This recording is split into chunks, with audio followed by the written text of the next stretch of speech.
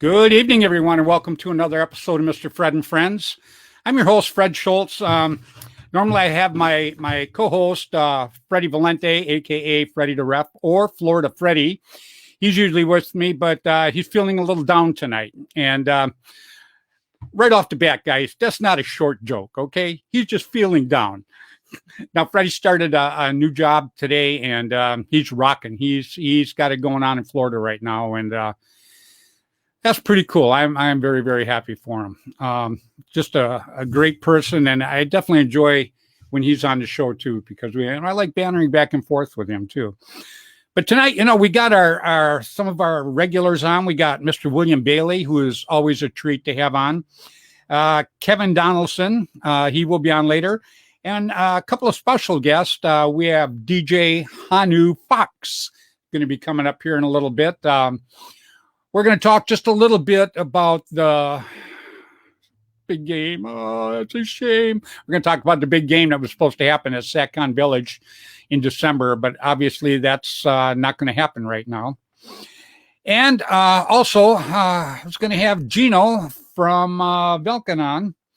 And I guess we're having a little trouble kind of linking him up here. We'll see what happens. If he pops on here in a little bit, we'll throw him on. Otherwise, we're just going to say, hey, we're supposed to have Gino on, cut and dry. But, I'm going to start out with my shout outs like I always give. One thing I don't want people to do is I don't want people to forget the past of paintball and the people who work very, very hard to bring it up to what it is today. And then you got guys like Hanu, that have taken over the baton and are carrying it just very proud and helping the sport in just so many different ways. So, I'm very, very happy to have him on tonight. Freddie just checked in and says, hey, where's that great looking sidekick of yours?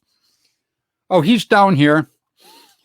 So anyhow, I'm going to start with Tim Schloss. Tim Schloss owns Gateway Paintball there in St. Louis. Own Tiger Stripe Camo, a friend of mine forever, a sponsor of mine, just a terrific person. I always give a shout out to him. I also want to give a shout out to Mr. Dan and Mr. John Colby. Still my sponsors. Used to be Air America, and now it's Immortal Air. Two terrific people with just an outstanding company. That's why I have their bottle here every week. They're just great, great people.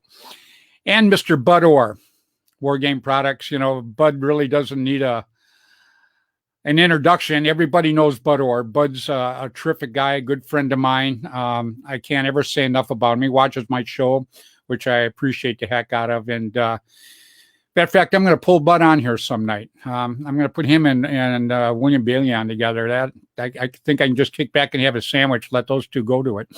So that ought to be pretty good. And then I want to also say hi to Mr. Tom K. Tom was one of my sponsors, obviously. My airgun designs. This is what I used to play the tournament. Oh, this is what I used to play the tournament with. This one here, I've never even shot. It's the number 13 with the number 1 mini Air America system on it. So I love the heck out of that. Not that I'm not going to shoot something different here in the future, because I'm looking around right now, but I love airgun designs, period. That's all I can say. Stephen, I hope I'm not going to butcher your name. Santora Sola says, old guys rule. And buddy, I'm with you. Believe me. And I also want to give a shout out to Mr. Rainey and Mrs. Juvie Boucher. They used to own Paintball News. Terrific people. I can't even tell you how much they did for the sport back in the day. You got news from all around the world. They would get it every 2 weeks. They would put a paper out and never charge anybody. They just send them to the fields and to the stores and stuff, and had all store locations and everything else. And it was just absolutely terrific. Just great, great people.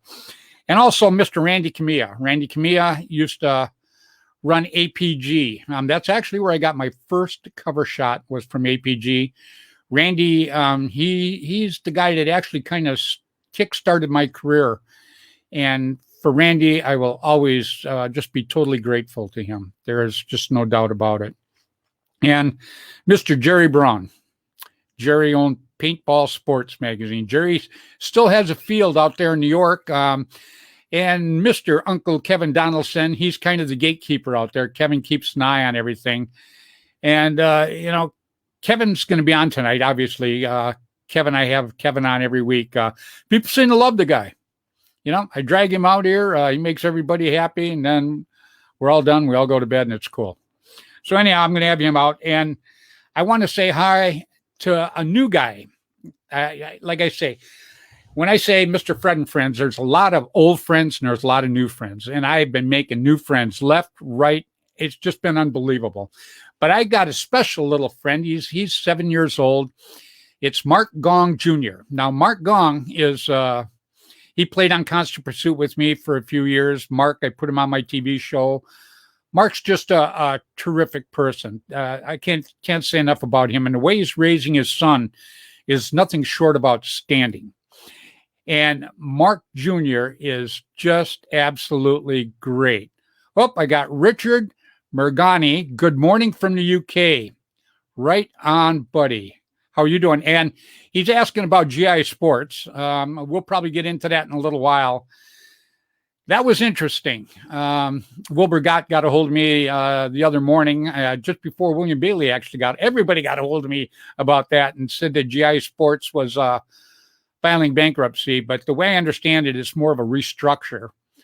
But I guess we will see what's happening. And today is Mark Gong's birthday, by the way, everybody. Mark Gong Sr. So if you guys are out there, jump on, say, hey, Mark, happy birthday, Well, I'll let it go there. And also, I want to say hi to Mike Schultz, which is really ironic. I have a brother named Mike Schultz. Now, Mike Schultz is somebody totally different, and he posts just some of the coolest stuff on the internet. If you get a chance, just look at some of his stuff. Mike has got all kinds of memorabilia from back in the day, and he puts it out there. And I got to tell you, it's just absolutely cool. And what the guy does, see, these are the people that I love about, just like the guys I'm having on tonight, Hanu Fox, William Bailey, Kevin Donaldson. These guys, you can't ask for better people in the sport than these guys. These guys, they push the sport. They bring in new players, which is exactly what I've tried to do forever. And it's exactly what I'm trying to do again now. And I got to tell you, it's just great, some of the people that chime in. And just great. And we just had Rico jump in. They're going to have Mr.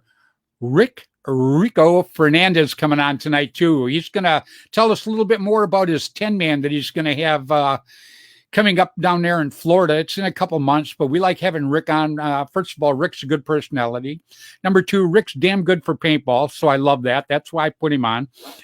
And he's got a great tournament, and he works really hard for everybody in the sport. So that's why he's going to be on. And Kathy Alvarez just chimed in, everybody, real quick. Kathy Alvarez, I can't say enough about her. I mean, she takes her son, Adrian, everywhere. He's playing on a team right now, and they're doing really, really good. And you couldn't ask for a better paintball mom than Kathy. She is just nothing short of terrific. And I am really proud that I got a chance to meet her. She's one of my new friends and one that I know. And so anyhow, without further ado, I'm sure everybody's sick of listening to me talk, and still waiting for Gino to jump up here. So I hope you got I hope I sent it out right, to be honest with you. Everybody I'm having on tonight, everybody knows that I'm not a whiz at the electronics part. I am getting better. Because I couldn't get any worse. So I am getting better.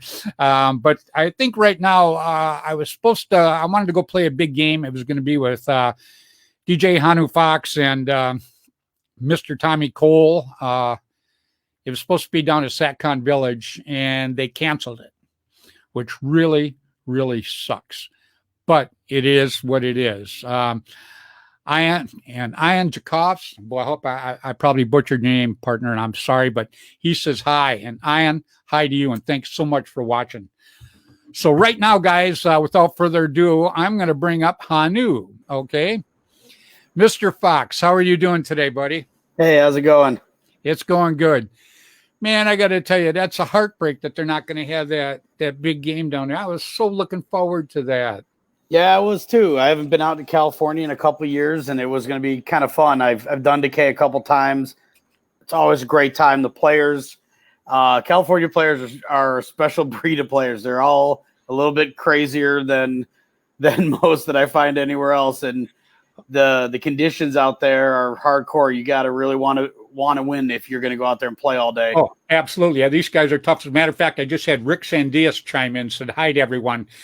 You know, Rick, he's an Ironman. Rick played on Constant Pursuit with me years ago. He jumped in and hosted it quite a few times with me. Love the little guy. He never gets old. He still plays. I mean, he still plays at a level that most old guys like myself can only dream of. So, yeah. So, Rick, hello, buddy. And go ahead and listen to Hanu here. Go ahead, JD. Tell us a little bit about what you got going on. Well, we got, like we've talked about, we got Hawaiian Legends and our Bones and Ashes game. Both the pre-reg opens up on November 10th. We decided to wait till after the election and kind of see if that didn't settle down just the general world a little bit for everybody. Got it, yeah. We figured no matter who wins, it'll settle. Everybody will just calm down a little bit, and we can get back to living our normal lives when it comes to, not constant ads and all the other junk. We can actually get back to important stuff like paintball. There you go. There you go. So what about those games? What? They're two different style games. We have the one in Hawaii, which is, beautiful island of Maui at Maui Paintball. It is absolutely a fantastic field. The design, the owner put absolutely all the effort you could imagine into putting this field together and built tree houses that actually interconnect and all this stuff. And it's got a great view of the ocean right from the parking lot. I mean, it is literally paintball in paradise.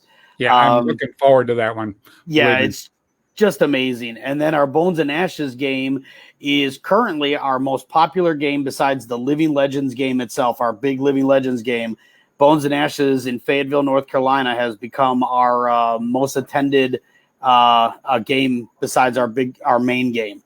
When's that supposed to be? That is the first weekend in March.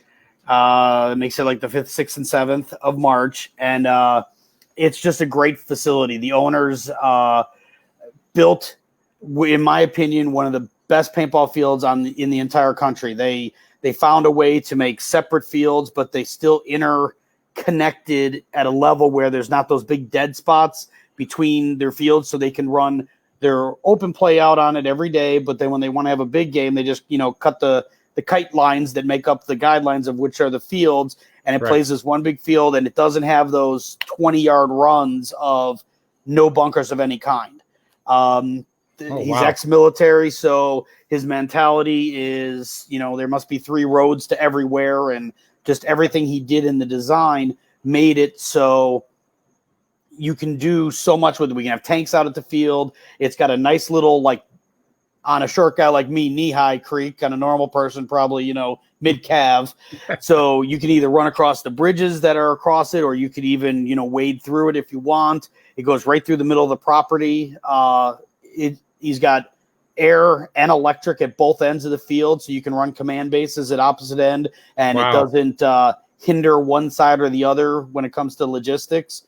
It's just one of the most perfect paintball fields ever designed. And then we run a third faction at our game. That's the one game we do that at, that's made up of the MDP, the modern day pirate guys with Trucker Billy and all those guys. Right. They play a third faction who work for me.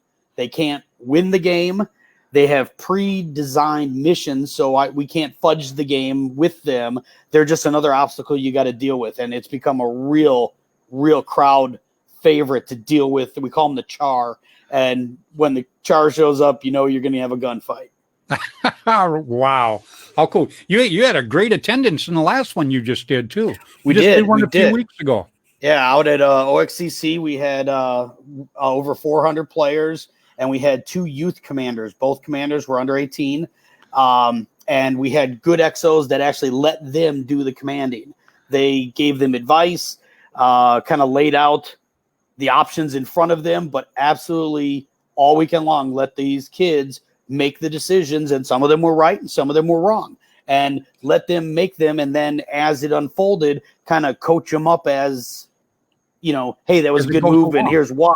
Hey, that wasn't the best decision and here's why. But help the kids go. And watching these kids go from kind of being timid on the first day to absolutely hard charging on the second day and making just fast, smart decisions. It was really fun to watch that develop throughout the weekend. Well, can you imagine being that old and then being the general of 200 guys? Come on, that had to be a charge that kid, both those kids actually will remember the rest of their life.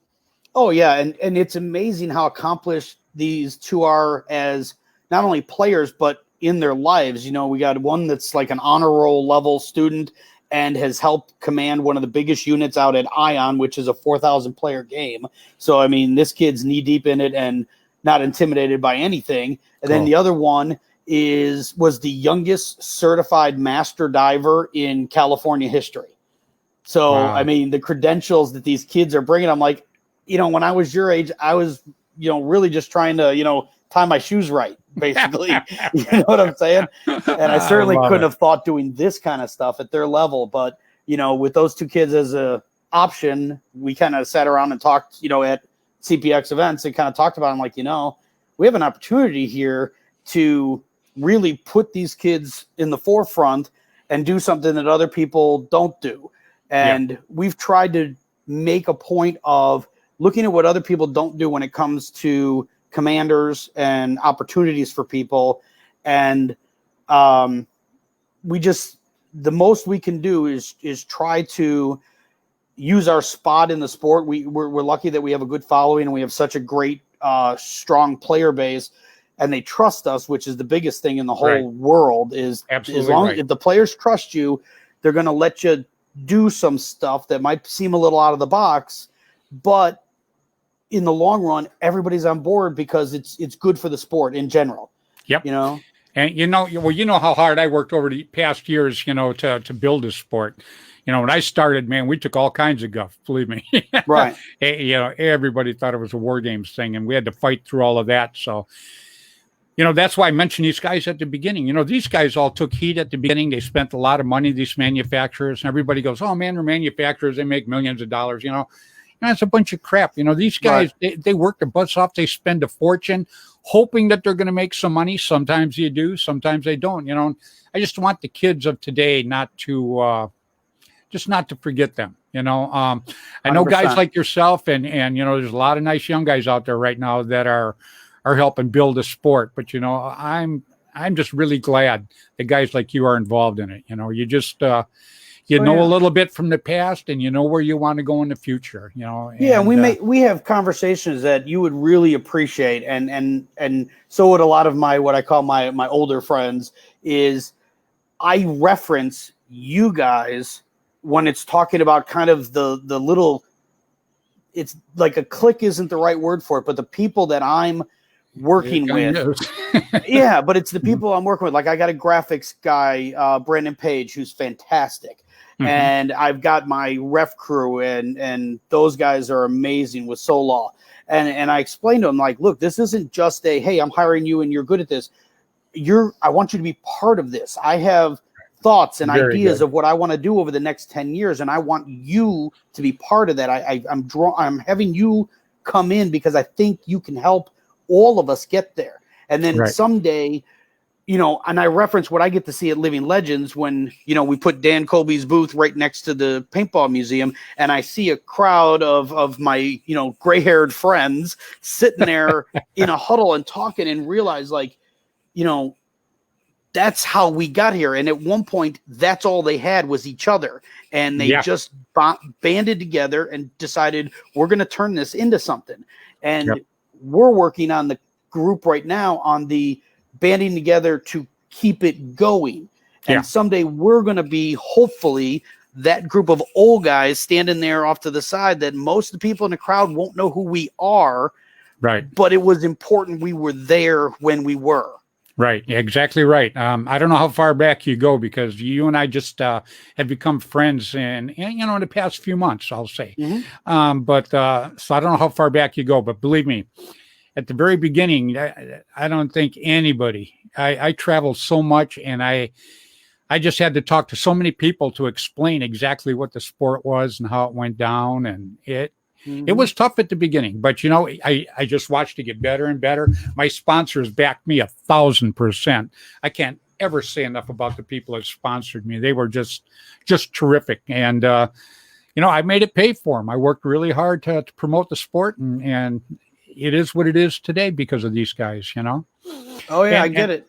Real Dan quick, Colby told me for the longest time I was the next generation's paintball ambassador, and he's like, and you're following in big footsteps because of Fred Schultz, and I didn't know at the time what that meant because we hadn't met and we hadn't really gotten to know each other.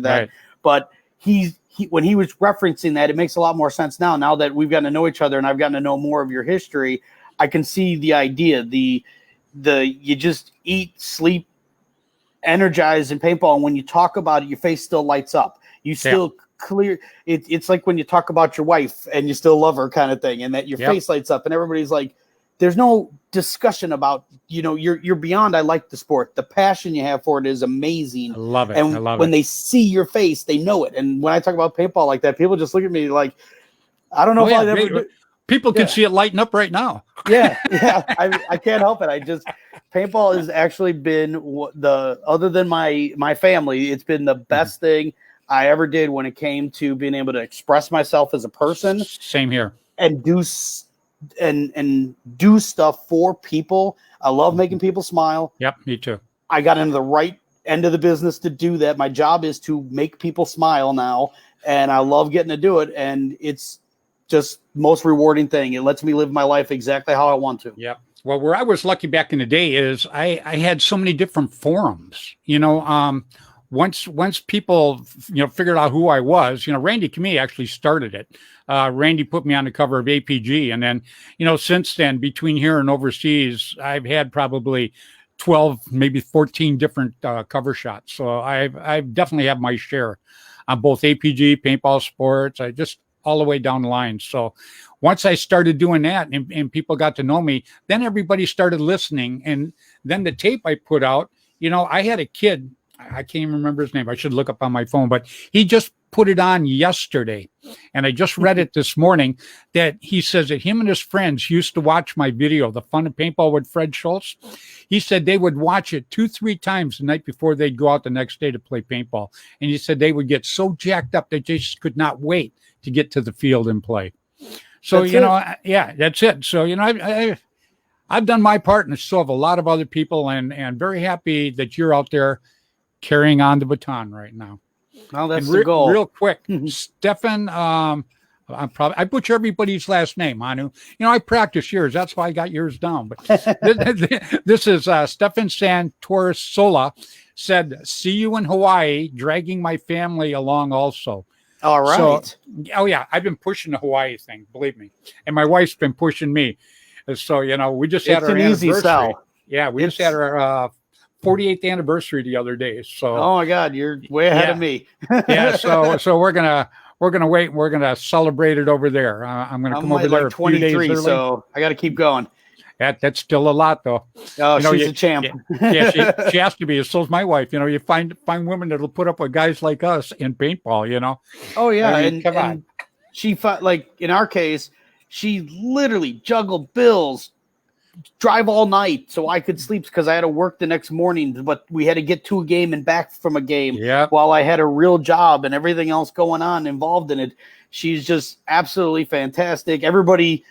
Like I said, everybody in the kind of current crop of what we got going on understand that her and I are just a team. In fact, I even had a sponsorship with one of the major companies. And when it was getting discussed, I had a member of that company kind of advocating for me and kind of telling the bosses what I needed. And they're like, he needs this, he needs this, he needs this, he needs this. Yep. And you got to double that because he takes her everywhere too. So you got to be able to afford to bring her too. And they're like, oh my God, all this. And my sponsors they'd actually pay for my wife to travel with me because, I traveled, nobody realizes this, but in 12 years I traveled, I was gone away from my home 2 to 3 weeks every month. That's how much I was gone. Period. Because I did big games. I traveled all over, and I would drag her all over there with me. And my daughter, Jessica, she would travel with us too a lot. So, Yeah. people don't see the behind the, I had a kid one time go, God, I'd give anything to be like you, to be able to travel and do all this. And I says, partner, I says, 3 weeks out of every month, I'm staying in a motel. I'm eating at a restaurant. I'm talking to people. Well, my family sits at home. And I says, that gets kind of bad. And he goes, oh, wow, that sounds so cool. So, until you do it, it sounds cool. But right. We just had that discussion with my kid today. We were supposed to go play this weekend. And we kind of figured, we were telling him, hey, we're heading out of town again this weekend and doing this. And I saw his face just drop. And he's 18, but yeah. And he's used to this lifestyle. It's been part of his life the whole time, but he's always had his older brother here with him, and they could at least keep each other company. Now, one lives in Wisconsin, one's down here with us in Florida. Now when we go away, it's just him. And it's not that he's afraid to be alone. He just gets lonely. It's nobody likes being alone. And we were mentioning it, and his face just dropped, and I kind of looked at my phone and kind of backtracked and realized we've been gone for the last 9 weekends in a row. Yeah. This would have been the 9th weekend. And I'm like, you know what? I know as all much about as it. I need to go to that paintball game, I need to stay home this weekend and spend time with my son, and let's just go do some family stuff. Yeah, well, if you knew my history, you knew how many sponsors I had, and they always had me to go someplace to push the product. Mm-hmm. And then the big games, they flew me to big games. People would call me up and go, "Hey, can you come to my big game?" And I would go there because the big games to me were just an absolute riot. I love tournaments. But I definitely love the big games. So, hey, honey, would you mind if we drag Rico in here real quick? Oh, no. Yeah. I had to talk to him anyways. Yeah. Yeah. William Bailey says he can't get on. It's all choppy. Let's bring on Mr. Rico Fernandez. How you doing, Rick? Hey, brother. What's up, guys?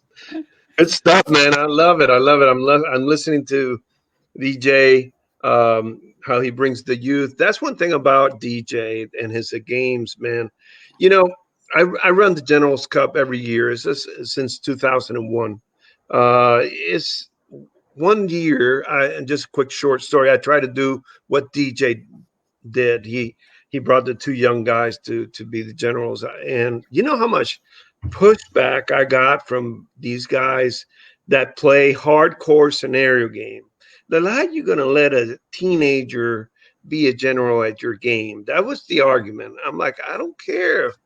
I think they need to have an opportunity to experience it as part of the growth. We got to expand our sport. And, scenario games, there's such a mix of people. I've had 75-year-old ladies that can't even stand straight shooting their guns down the field in my game. And I love it.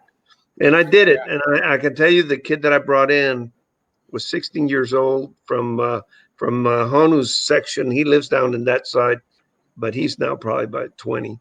But he ended up winning the game against a grown-up because the other side was a grown-up. And he loved it. And I can tell you the kid was a leader, born leader, like DJ's kids. Those guys are leaders, so. Well, what it does, though, what it does too, Rick, is it shows other kids that's their age that they got a chance to do something special like that. If you never see somebody else your age doing something like that, you think, wow, why would I have a chance? So I'm not going to go do it. Yep. So, Hanu, I applaud Hanu. He's, I think you've had ladies also generals, right, DJ? What's that? You've had girls, ladies. Yep, we had 2 female commanders. Yep. Go against each other, and then in our series, that's a high level position, and they killed it. It was an absolute fantastic game, and we put them on that smaller field of ours, so it was a harder game to manage. You got to manage 400 people in a very small box, and you had to find a way to move it around. And one of the things that I love about commanders and the way I write my games, Lottie and I joke all the time, I'm mean. I'm absolutely horribly mean to these people because I write missions that I don't think they can do. I make it as hard as I possibly can to force them into these circumstances. And you think people would hate that, but it's amazing the just innate human. If you're play paintball, you already are naturally competitive. And then you have this, people just rise to these occasions. It's the challenge, man. Yeah. It's what is fascinating. anything without a challenge? That's right. It's fascinating watching these people do this stuff and the level that they just sell out heart and soul into completing these missions in a game where you're not getting any money. And you know what I mean? It's just for pride. It's purely based on your personal pride and effort, and watching the effort that these people put into it is amazing. Yep. I got a quick one for you. They flew me back to a big game in North Carolina, or was it South Carolina? It was in Carolina. And anyhow, I got back there, and about 400 and some people showed up for the big game. And in the morning, it started raining a little bit. And the whole scenario was you had to get down pilots. You had to get secret things placed everywhere on there. And they didn't tell you where they were.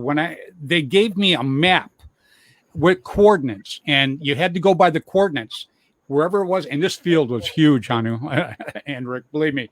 And so anyhow, so I thought, well, that's cool. So we go out there, and they actually had bunkers cut into the hills.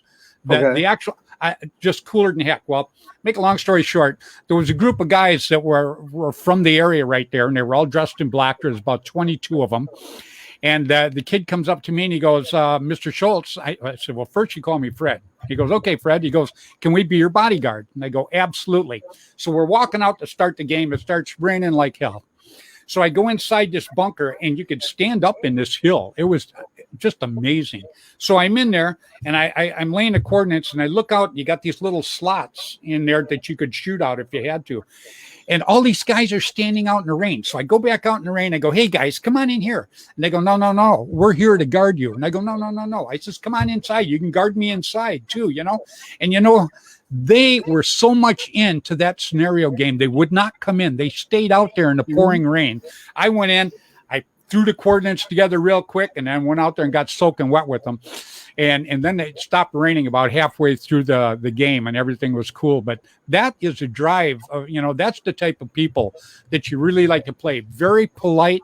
I mean, they acted like they were actually in the service. They were so polite and so nice. And so that's what brings people into paintball. That's the kind of stuff I like to talk about when I talk about some of my experiences I've had in paintball. And I'm sure you and Rico have had the same thing. Yeah, like it must be the Carolinas, because we just had this at that Bones and Ashes game we were talking about last year. We have this thing where you pick up these radioactive blocks. They're just these green painted blocks, but they're a radioactive ore. So you have to take these gloves, put them on, and put the blocks in a special PVC container. Now it's about 1.5 feet long, and it's, you know, piping like this. So it's a good 6 inches across, got the big caps on it, and you got to stuff them in there. And there's only a limited amount of space, because I filled it in with a bunch of stuff, so it also had weight to it. Right. And so it's harder to deal with. So they can only fit about 5 or 6 blocks in there. So this guy would happen to be standing by one of the bases, just kind of checking in. And this guy comes off, and he's got the container full, and he's got a handful of them also in his hand. And I'm like, okay, well, here. Now, by the rules, the ones in the container can score, but the ones in your hand can't.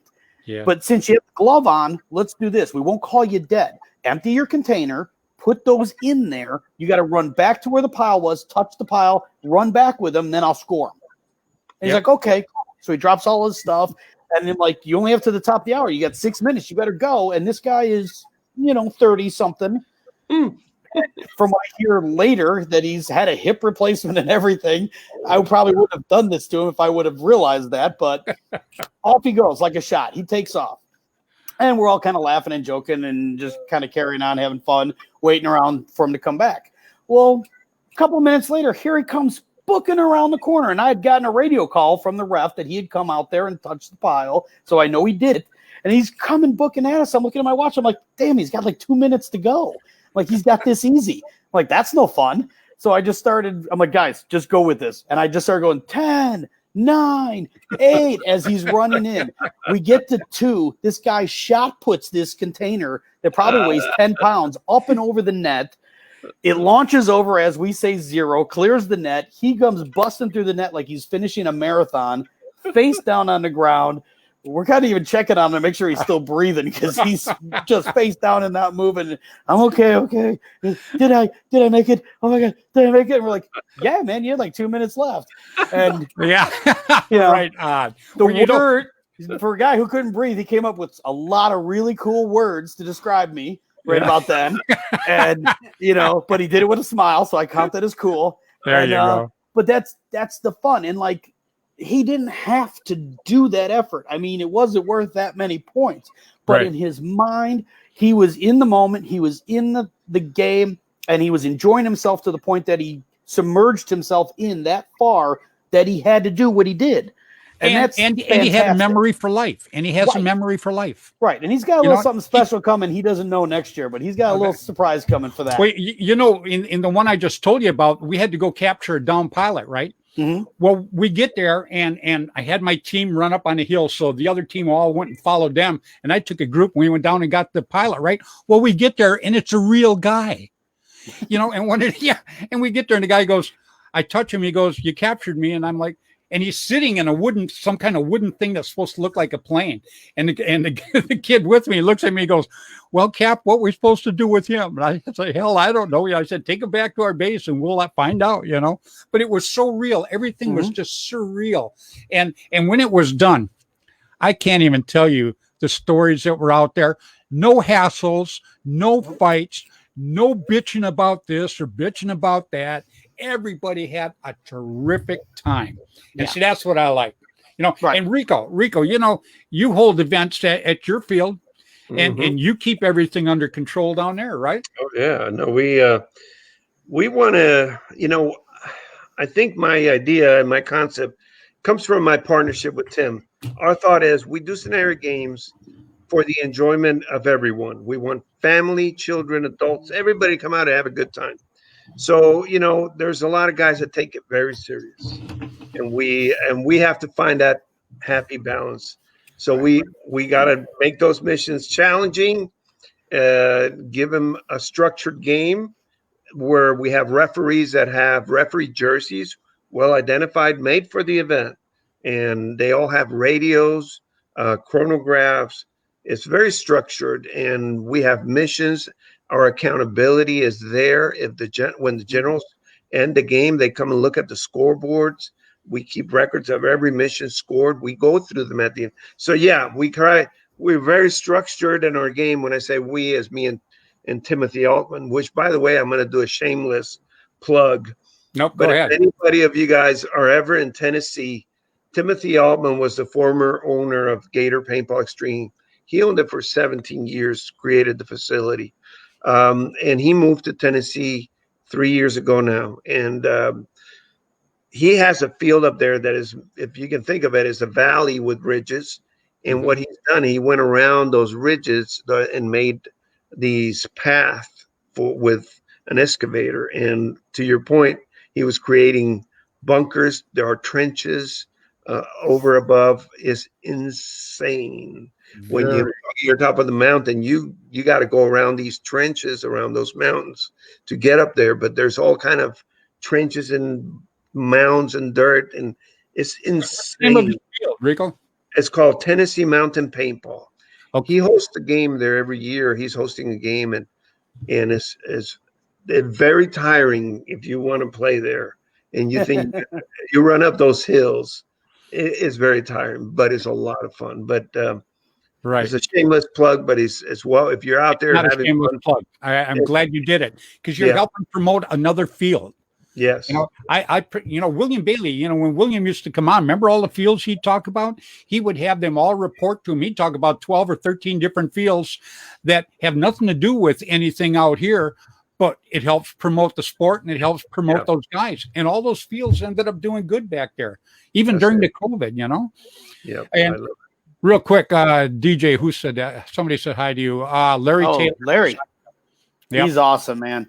And Mark Gong Jr., you guys, I don't know if you guys seen a picture of me and Mark Gong Jr. at that cancer benefit, but he is 7 years old. I actually talked about him at the beginning of the show. And I'll have him on some night. He plays paintball with his dad, Mark Gong, which used to play in Constant Pursuit with me. And he is just the sharpest little guy. And this kid is 7 going on 8 years old. And first of all, he plays like a little pro. He practices with the Ironman all the time. And this kid, his attitude is just terrific, everything about it. So, guys like Mark Gong bringing these kids up to respect stuff like that is what we want always. Oh, yeah. real quick, guys. You guys, I got Kevin Donaldson sitting here in the green room. What do you say we drag him out? And Yeah. bump him a little bit, huh? Bring Uncle Kevin. Here he is, Mr. Uncle Kevin Donaldson. How you doing, Kev? What's happening, guys? How are you? We're doing good tonight, man. Yep. Yeah. We're Rico, gonna have, DJ. How's it, brother? we're gonna have Gino on earlier, but we can't get him linked up. So I was having trouble. I was having trouble with the link you sent me too, but DJ sent me a link that worked. Oh, did he? Well, maybe Yeah. maybe it was what I did then. And I think Bill Bailey's having trouble with his internet right now too. He and I were just messaging a little bit. Oh, is that right? Yeah. Yeah. I might have sent it wrong. I got you guys on. I actually had to do it twice. I called Freddy up and told him, I says, man, nothing's going through. What's going on? And he walked me back through it again, and I did everything right except push send. I guess that's pretty damn important. Man. So I don't know who it is, but somebody just says, hi, Kevin. Kevin's Hi. following, this guy, I always save him till last because then everybody watches my show and then they have to wait to see Uncle Kevin, So Waiting to see what kind of stupidity I can come up with. Yeah, he's the most trouble. You can tell him. We know. Yeah. So Rico, real quick, tell us a little bit about your 10-man that you've been working on, buddy. Yeah, man. I'm actually at the field this week. Normally I'm home in Orlando and then I come out and spend the weekend. But I'm here working all week this week and next week on the Woods ball field. We're going to expand it, make it twice the width, incorporating a lot of palmettos and stuff. Going to be a beautiful field, a lot of blind shots. Working on that, really trying to structure a balance and having to build a lot of new bunkers. I like the natural environment. I don't like a lot of the high, what they call hybrid. I'm more into natural bunkers, Right. But working on that, and we have 12 teams that are pretty much committed, and we're still 3 months out of the event, and normally most of the teams sign up, usually the last month. And if I ended up with 12 teams, listen, I don't care. They're going to have even more playing time because then I'll just add time to the clock so they can really grind it out, For me, it's all about that experience for them. So the event is growing. It's going to go where it goes. I don't care. I'm going to give them the most beautiful mound field, which, by the way, I'm having a log sign made is going to be in name of Tim Montresor. And I already in the works of that. So they're going to make a log tree cut out, and they're going to put in there engrave and laser Montresor's field. And we're going to mount it on the field. There's going to be big, nice, beautiful sign in his name. And the field is just looking absolutely gorgeous because I really work on it and maintain it. So added new features in the mounts field already, adding a lot of stuff at the hyperball field, putting a lot of big bunkers, big pipes in the middle to transition play through the middle. So it's not only down to wires, help open up the games. And it's going to be an amazing event. So, again, I don't care how many show up. I'm going to deliver an amazing event like I always do. Why don't you give everybody the site to go to and give them the time and the date? Yeah, it's January 16th, 17th. It's www.florida10men.com. FL is the abbreviation for Florida, 10, and then MAN.com. That'll take you to this site, sign in there. You can go ahead and log into a paintball's, what is it? Where you sign up your team. PB Leagues. Yeah, PB Leagues. Yeah. So you can go right from there to the website. Hotel information is there. I guarantee you hotels are always going to sell out at that. For whatever reason, my hotel, the hotels around me, they sell out. But you want to get in because it's a good event. People want to do it. That's just like when Hanu has an event. They had 400 people at their last one. People aren't going to go someplace that they think is going to suck. That's right. Right.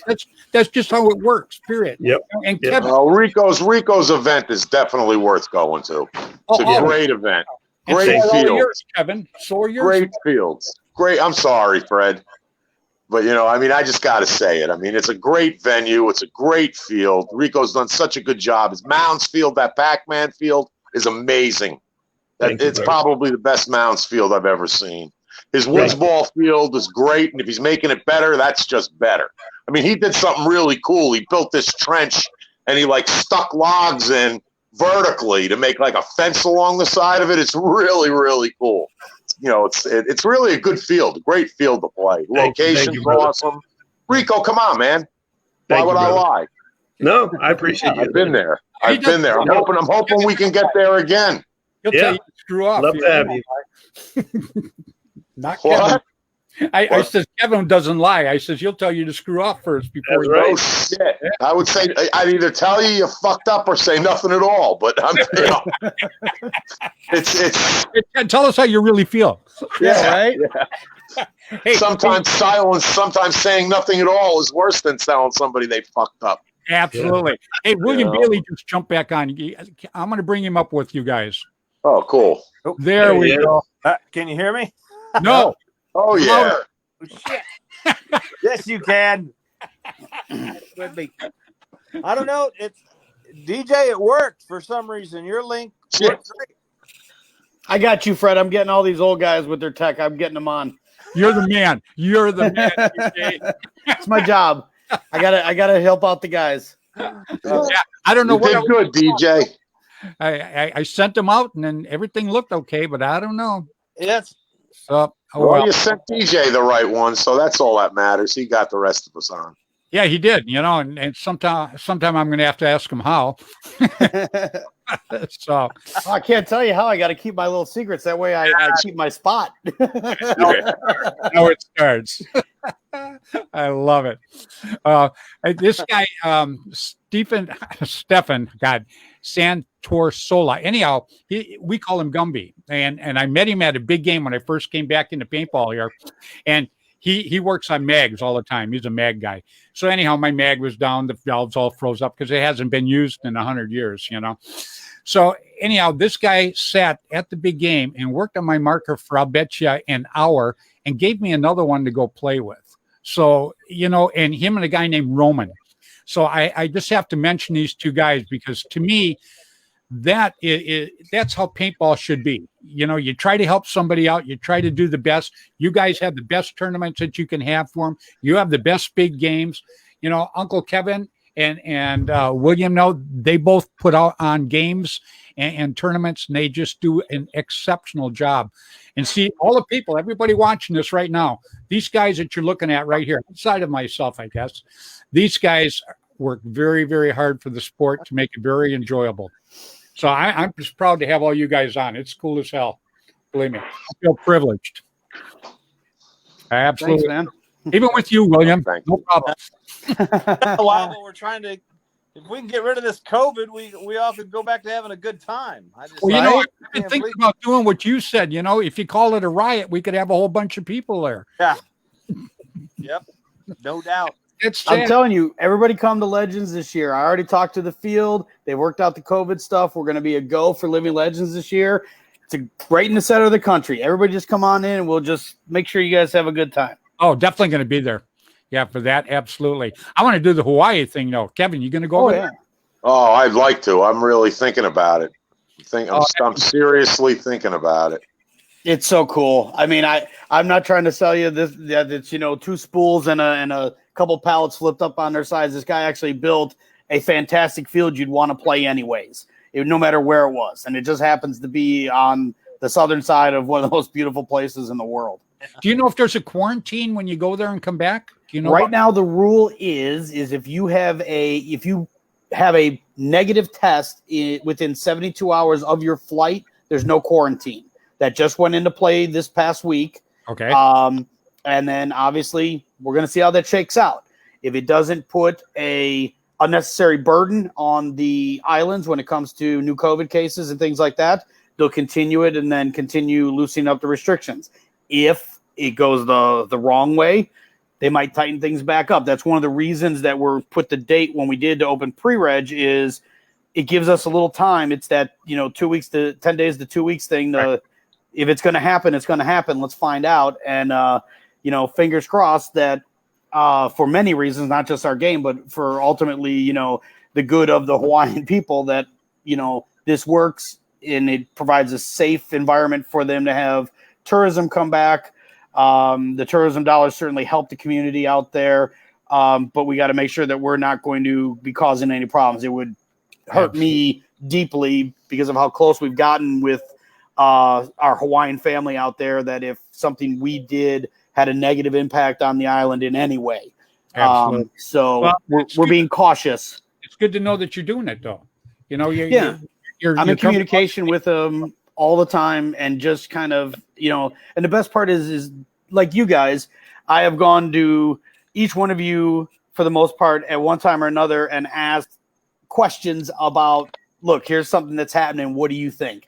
And you guys are great for advice. And I do the same thing with them. I really look to people I trust for counsel, and it doesn't necessarily mean I'll follow your advice, because, that's just pig-headed me sometimes, but I'll ask it, and I take that information in as part of what I'm computing in my brain and what I'm going to go with. And I do the same thing out there. Like, if this was not a paintball game, would you want 300 people from the mainland showing up?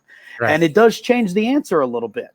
Mm-hmm. And so that's important, because if they're paintballers, the first thing is like, yeah, come.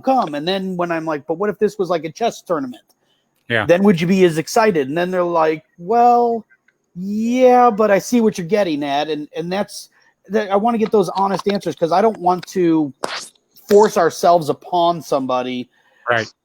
If it's not the best thing for everybody. Right. And it has to be that. Yeah. You have to be considerate. Yep. So, in the same way with you, Rico, you shouldn't have any trouble down there, should you? Florida? No. You never know. Probably not. This governor in Florida is he wants to keep everything open. So even when things get bad, which they're saying they're going to, I don't know that we would have an issue. I think people would have an issue more like in states where it gets bad, like in New York, where they make quarantine you, right? Isn't that true, Kevin?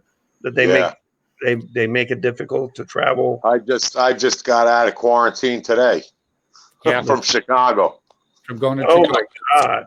Hey, Kevin, when you were in Chicago, was everybody wearing masks, or was it just No, it was social distancing.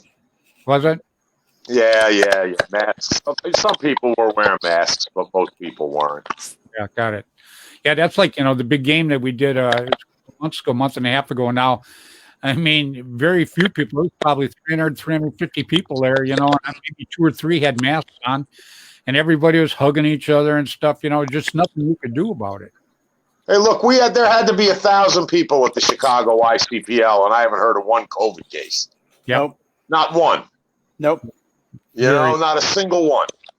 Same from our events. We've had, if you add it all together, the amount of people, we've had 1,500 players come through our 3 games that we were able to run out of the 5 this year that we were able to run, and not one person has gotten sick. I haven't heard from anybody else's game either. Tim is, that happened, and that's a real thing. But considering the amount of people interacting in paintball is one's too many, but and according to what they tell us on the news, it could be way worse. And so we've all been very fortunate that it hasn't been. Yeah, the game the game is the natural social distance. Correct. With the exception of the hugging and the kissing in the staging areas and the hellos that we all do. And there's no way we're getting away from that. It's just who we are. Man at the bar. Right, but you know what? That's who we are. Because every game, right in the middle of it, you see people. You go up to the side. You want to kind of, how do you want to handle this? Usually we hug and haven't seen you in a while, and they walk up and they got their arms spread. You're like, all right, we're hugging this out. Like, this is what's happening. That's what was at the big game. Is exactly just like that. And I haven't heard of anybody that caught it off of that big game either. But yeah, everybody was hugging each other all over the place. So yeah, it's interesting. It's just hard to figure out. If you're going to get it, I guess you're going to get it. And if you're not going to get it, I guess you're not going to get it. It's just I'll be glad when I get an antidote for it. I think it's something to do with the adrenaline level and not the danger, but like I used to do martial art competitions, and you always hugged it out with the other person because they had the guts to stand in that ring across from you and knowing what you should know because you're at that same belt level. and had the guts to stand there and battle it out with you. Win or lose, you still hugged it out at the end of it because you had the guts to stand there. And I think paintball is very much that way. You know you're going to go out there and you are going to inflict a certain amount of damage on each other, for lack of a better way of saying it, and it's accepted. And at that same token, then that also makes you very tight in this brother and sisterhood, and it's immediate. There's people, Rico and I haven't met. I'm pretty sure the first time we meet, we're probably going to hug it out. You know what I mean? We haven't spent a lot of time right next to each other, but that's probably going to happen because it's just you're part of the club. It's just how it works. Yeah, absolutely right. It is amazing. It is amazing. Like with me, it's people I've known 30 years. Some of these guys I know 30, 35 years. Yeah. Come on, and like you said, DJ, we've competed against each other. We've been on the battlefield with and against each other. You establish a relationship. I think that's the coolest thing about paintball. Absolutely. Not being a recreational player, being part of the paintball family. It's amazing. It is. All camaraderie is what it is. Absolutely. I don't know how to describe it. I don't know anything else that's like this. I really don't. Just like back in the day, when Kevin and we used to travel all over the place playing tournaments. That was the only time I got to see all the paintball friends that I'd actually made was at those tournaments. And to me, it was just like a reunion, 5-6 times a year, actually. And I just could not wait to go there just to see these guys. We'd bump heads on the field, that's for sure. I got no friends on the field, period. But off the field, I'm friends with everybody. I just I love people. I love being around them, and that was my way when I would go to those. The camaraderie, just like Bill was saying right there, it was just terrific, and you couldn't beat it. Period. I don't care what anybody says. If you were friends to everybody else, they were your friend too. One event that I always get sick though. What's that? And me and Frank Cornell were talking about it. Frank tells me, "Hey, Rico, you going to be at World Cup?" And I said, "Not really," because I go to that event. I always come out sick. I'll hug and shake 100 hands before I end up to the other side. I know so many people, and I come out sick. And Frank Cornell says, Rico, I come out sick every year from there too. So that's the one. I guess there's a lot of younger crowd there. Hand sanitizer. Yeah. You bathe in it. You bathe it. But with the older guys, like what we're talking about, these events, it seems like they take care of themselves. It's just better. I never caught anything as a scenario game or a 10-man. I don't know what. The only thing I've ever caught playing paintball, and I've caught this a few times. What, the crabs? Yeah. Saw that coming. That's what I said. Was a layup. I'm coming home with the crabs. Hangovers. No. Well, yeah, I had a couple of them too, but no, poison oak. Poison oak or poison ivy. That shit, I got next to it and it just jump on me, man. Oh my God. Let me tell you. Don't wreck my streak. I play in a tank top and shorts, and I haven't caught that or poison ivy yet. So don't break my rhythm, man. Somehow, because you're not allergic to it. Yeah, we did a tournament. We did a tournament down in Central California here years ago, and our flag station was down, and their flag station was way up on this hill. Well, I worked my way up on the hill. I snatched the flag, and the hill was so steep that I just ran and jumped off the ledge and slid down the hill all the way, and nobody could hit me because I was sliding through all this crap, right? Well, come find out the crap was poison oak. I had poison oak all up my side, my back. I mean, winning didn't mean much to me after that. It's shit.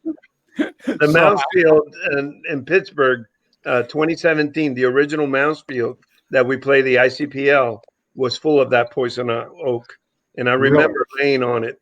And when I got to the hotel, I was freaking out. I'm like, what? That was poison oak? Yeah, that was poison oak. I'm like, It's like I'm taking my gloves off. I'm washing my hands. Freaking out. I'm immune to that shit.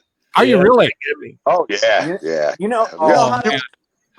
play at Jerry's Field. You play at Jerry's Field, you better be immune to that shit. I played Jerry's Field everywhere in New York. Never caught it once there. I played there a million times. Yep. Well, we clear most of it out. We kill it. When we see it, we spray it, we kill it. But I go out there and do it. So and the team does. Takes care of the fields and builds the field. That's when you can get it. Nice. Yeah. What were you saying, Bill? I have a trick to not catching that at paintball fields. Is you only use the porta-johns. Well, you sure don't want to wipe your ass with it. I like those new ones too. They got the sinks in them. Yeah. You definitely don't want to wipe your ass with that shit. Nope. Hey, you get poison ivy there, you'll find out who your real friends are then. Oh my God.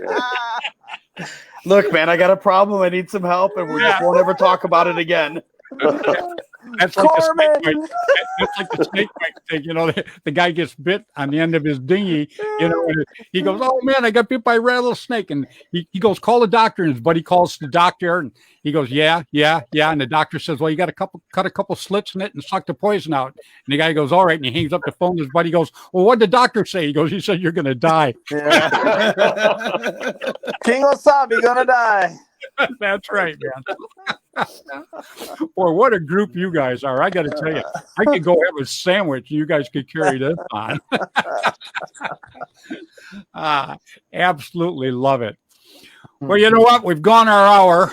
I do have a question. Shoot. There was a post on, I can't remember if it was Old School Paintball Guns or not, but somebody brought up that they were able to make an EMEC full auto. Yes. Yeah, I heard. Yes. I heard that. They Why- can. I haven't seen a video. No, but why are they backward thinking? They're bringing us back to the problems. Because it's always about the arms race, man. Yeah. You know that. It is. No, but But it's not, look, as long as we don't allow it in events, Correct. they can do whatever they want. There you go. Well, Rico, No, that's what I'm for. I let them do it at my game because it's a perfect environment for it. It's not a tournament. It's not a skill thing, how fast you can move your fingers. I let you use that setting on your gun that nobody else lets you use because we are playing like machine gun stuff and make-believe and stuff, so that's okay. Tournaments are a little different, though. Rico keeps the handle on his tournaments. Yep. That won't have that gun will not be in my event. Yeah. Wow. Yeah, but like Anu said, at a big game, it should just be whatever you bring out. Sure. It just In a tournament, it should be the skill of the player. Always, Exactly. I'm a big believer of it should be an uncapped, but semi. If you can roll it, you can shoot it. That's just me because there's some guys out there that put effort into getting that talent, and it sucks to take it from them. I appreciate that there's a ball per second that people want to do to maintain it, but I've always been a big believer if you could, hey, if you can roll it, you can do it just because, you worked on that talent. Yeah. I feel the same way when it comes to, the big games and scenario games, but my fear is for recreational fields and the people that don't have the knowledge or they don't have the referees with the knowledge Right. going on. And now you're going to get all of our new players shot up and they'll never come back. Right. And that's why you don't do it in rec play. And there's a lot of fields now that they'll let first strikes in at their big games, but they won't let them in during rec play for the same principle. Yeah, because that just drives people away when they go out and get the crap shot out of them the first time. Right. Right. And we used to have CPX would have open play and then advanced open play. And if you weren't sure where you were supposed to be, then you should be in regular open play. Right. Exactly. You know what I mean? And we were very strict about policing that. And the refs would even kind of see how you reacted out there if you tried to play in the advanced open play. And it's one thing to get in there and you're below the talent level, but you're willing to try and learn. You're trying to improve. That's one thing. It's another thing if you're just out there to be a victim. And we would move those players over to the other, so their experience was what it was supposed to be. You were supposed to be here learning to love this sport. Later, we'll teach you that how to tear it up. Sometimes you're the windshield and sometimes you're the bug. Yeah, absolutely right. My daughter just checked in and she says, yeah, it really does go beyond community. It's a lot of people become family in paintball. And she's absolutely right.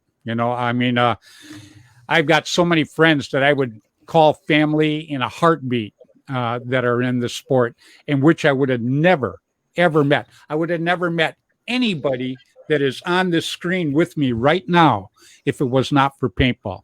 Yep.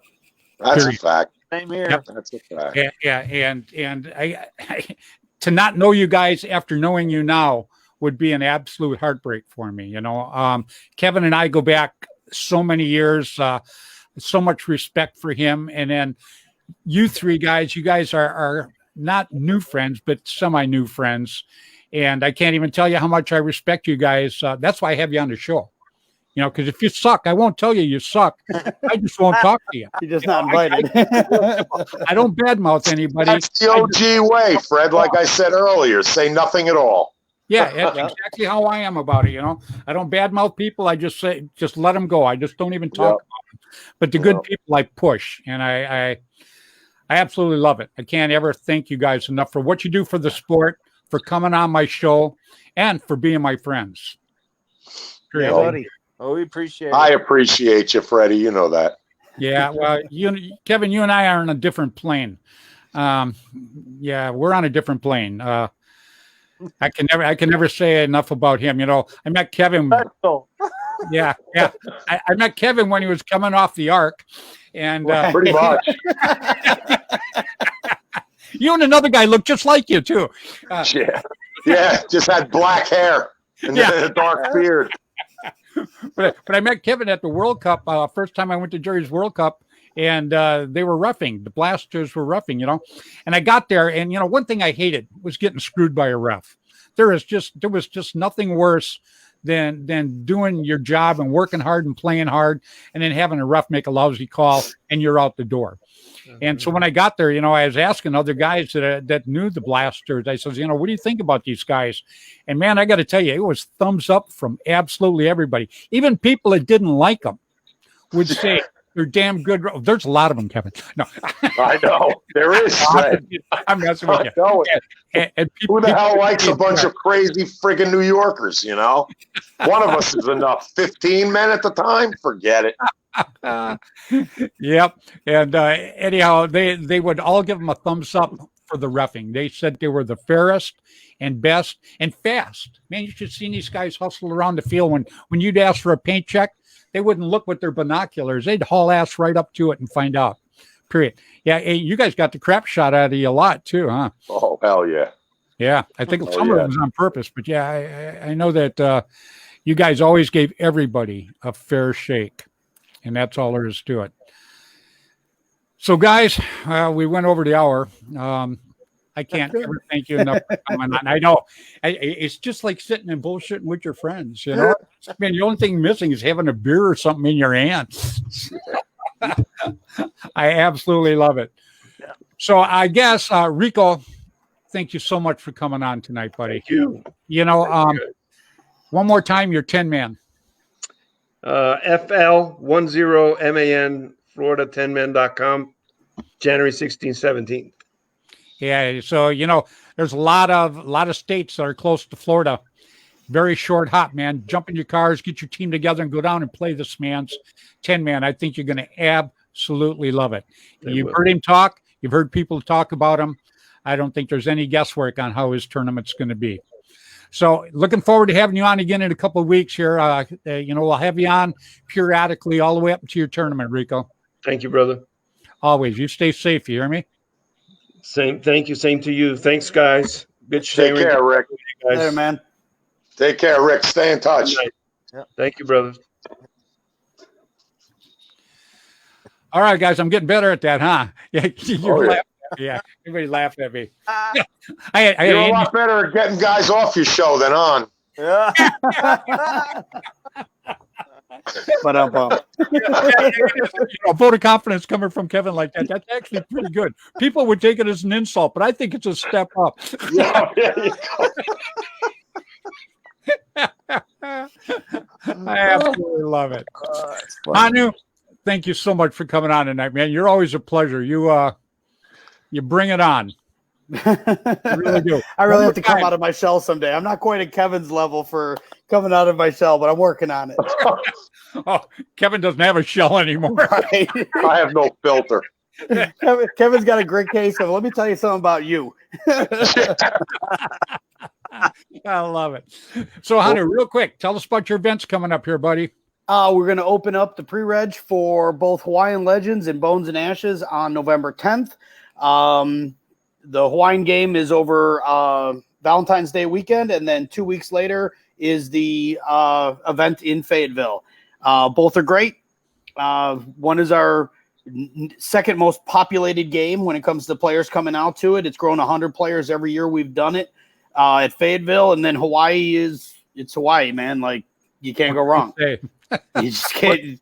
You can't sell that one enough. We're trying to And make Maui, the beautiful island on top of it. I've been there. I tell you, It's absolutely gorgeous out there, and the local players are like having a whole bunch of me there. They're just energetic. They absolutely are crazy passionate about the sport. They love sharing it with people out on the island and teaching new players, and they absolutely love when other players like from the mainland come out and they can connect, and they just meet a whole nother crop of people that are just like them, that just love this sport and want to keep doing it. So to them, it's fantastic when we can come out and join them and be part of it.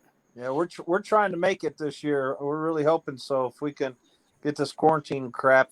Would that be right now, as long as you can pass a COVID test within 72 hours, there's no quarantine. Yeah. But we have to kind of see how that shakes out now that they've implemented that. I think it started this past Friday, so we got to give it that 2 weeks and see. That's how if there's no spike, they keep going forward. Things change every week. As long as it's easier than the eye test at the DMV, I got it made. I'm not worried. That's what I like about this group. At almost 50 years old, I'm still the young guy. It's awesome.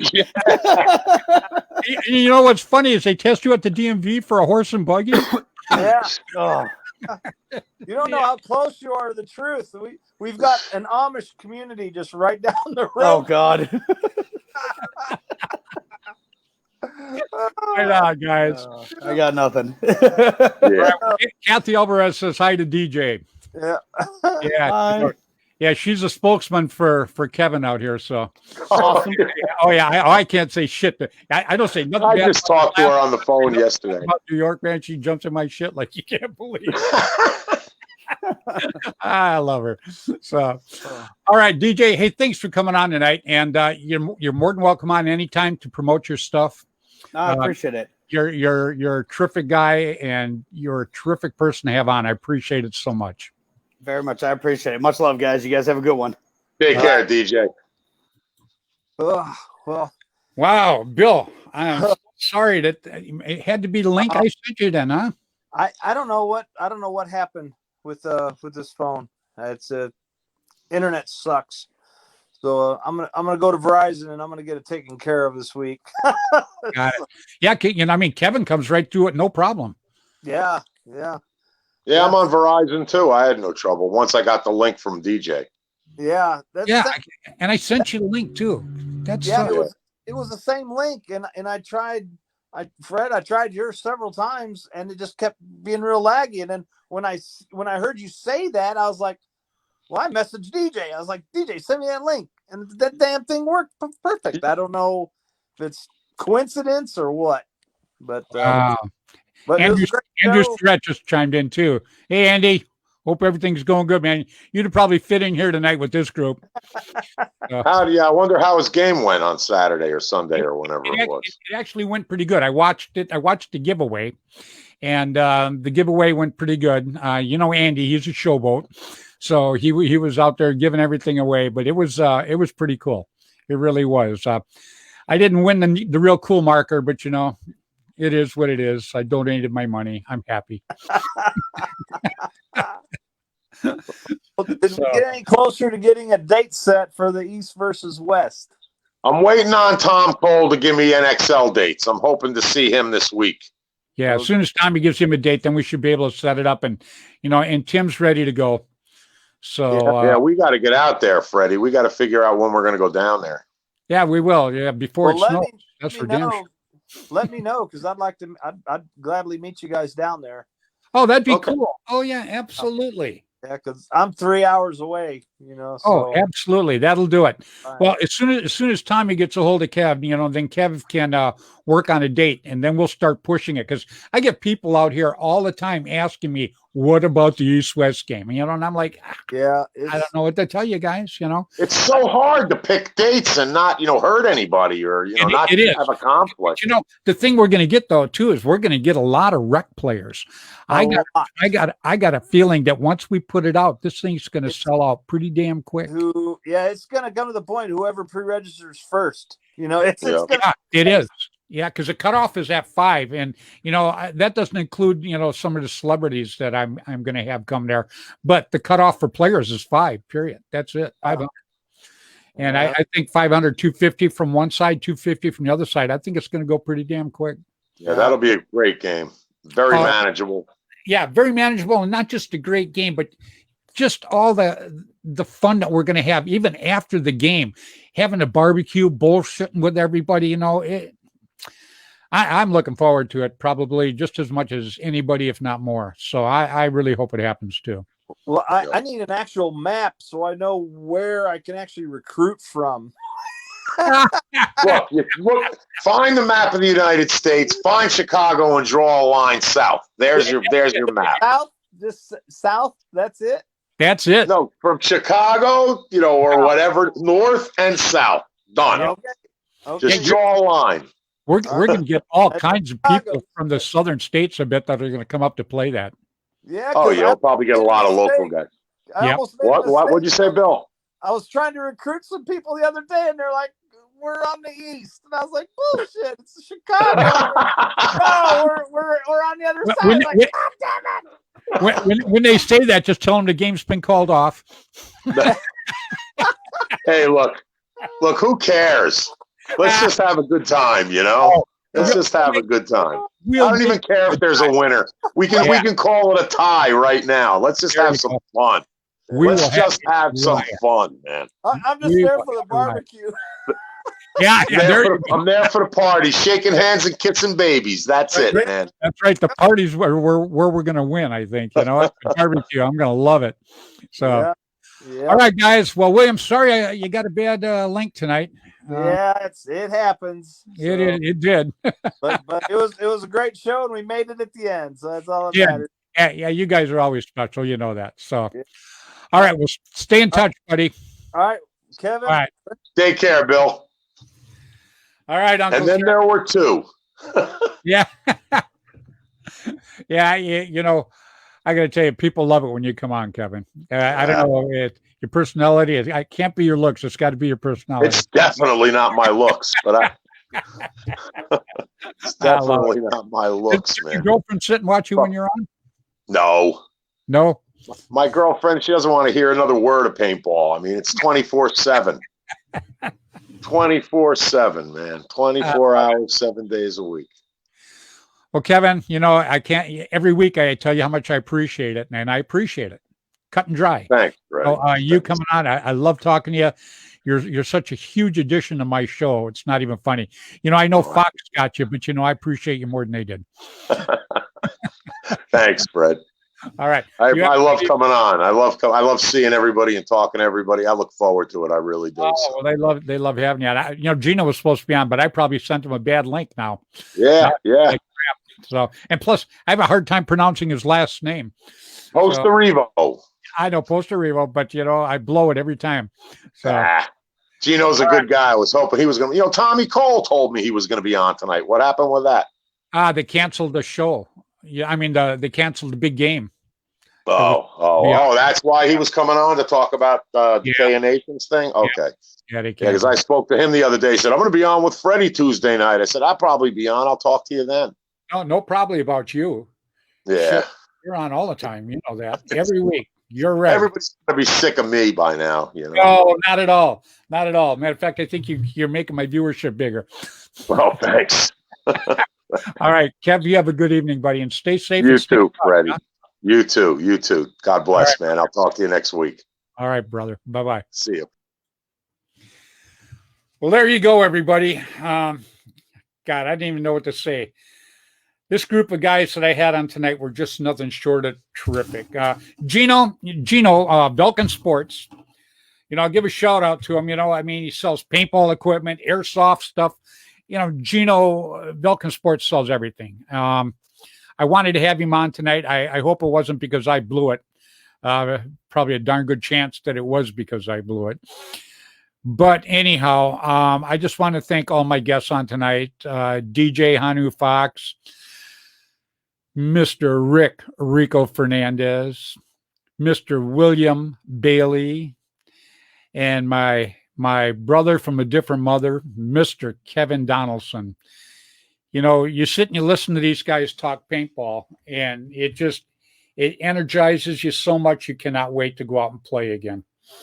This, to me, is what paintball is all about. These people are so great, it's not even funny. And the new guys coming in, like I talked about, Mark Gong Jr., I'm going to have him on again some night, and you people are you're going to just love this guy. And he's 7 years old, and he is one hell of a little player already. And not just that, he's a very, very polite, well-adjusted kid that his father Mark has raised him just so cool.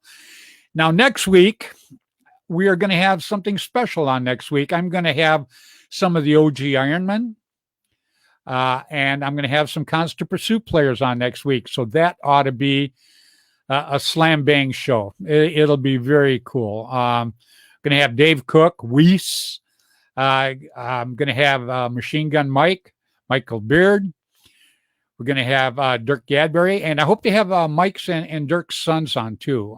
They're the new Ironmen. They're the new class that's coming out of Ironmen, and obviously we're going to have